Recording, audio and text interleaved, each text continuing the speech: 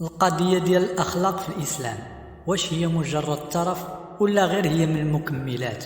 الجواب لا، لا هي من الطرف ولا هي من المكملات، بل الأخلاق جزء راسخ مرتبط بالدين في جميع الجوانب ديالو، كما أنه كيتعتبر من أعظم المراتب وأعلى المنازل اللي من أجلها تبعت عليها النبي صلى الله عليه وسلم.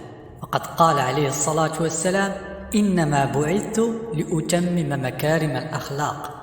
ومن هنا حقيق بالمسلم أنه يتساءل على مكانة الأخلاق في الإسلام، واللي هو أولا كيتعتبر من أهم مقاصد بعثة النبي صلى الله عليه وسلم.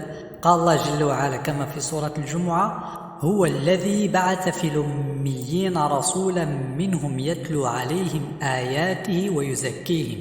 والمعنى ديال التزكية أنه يطهر قلبه من الأخلاق الرديئة بحال الغل والحسد، ويطهر الأقوال ديالو من الشتم والسباب والكلام النابي، ويطهر الأفعال ديالو من العادات السيئة.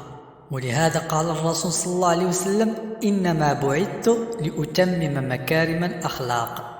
والنقطة الثانية اللي كتدلنا على مكانة الأخلاق في الإسلام أنه كيتعتبر جزء وثيق من الإيمان والاعتقاد، بمعنى أنه كل ما كانت الأخلاق ديالك حسنة فهذا كيدل على قوة الإيمان ديالك وصحة المعتقد، والعكس كل ما كانت الأخلاق ديالك سيئة فهذا كيدل على أن الإيمان ديالك ضعيف والاعتقاد ديالك فيه الخلل.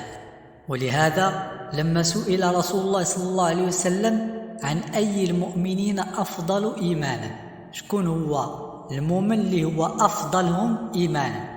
قال عليه الصلاة والسلام: أحسنهم أخلاقا. وكذلك الله سبحانه وتعالى سمى الإيمان بر.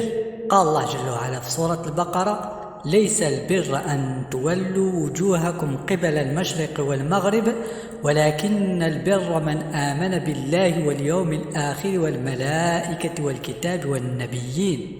وكذلك في حديث اللي كيقول فيه النبي صلى الله عليه وسلم بأن الإيمان 67 شعبة، فأفضلها قول لا إله إلا الله، وأدناها إماطة الأذى عن الطريق، والحياء شعبة من الإيمان، إلى غير ذلك من الأدلة اللي كيدل دلالة واضحة على أن الأخلاق راه جزء وثيق من الإيمان والاعتقاد.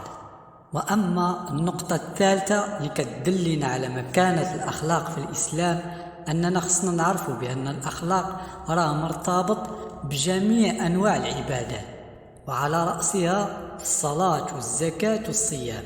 فارتباطها بالصلاة لقول الله جل وعلا في سورة العنكبوت: وأقم الصلاة إن الصلاة تنهى عن الفحشاء والمنكر.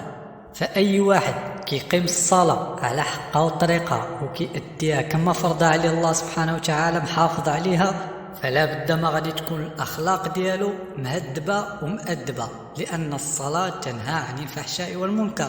أما اللي كيصلي والأخلاق ديالو سيئة راه عارف بأن الخلل عنده في الصلاة طالما أنه منهاتوش عن الفحشاء والمنكر.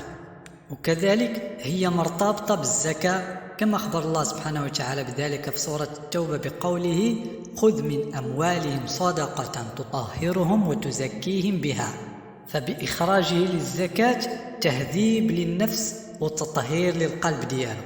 وكذلك هي مرتبطة بالصيام لقول الله جل وعلا في سورة البقرة: كتب عليكم الصيام كما كتب على الذين من قبلكم. علاش؟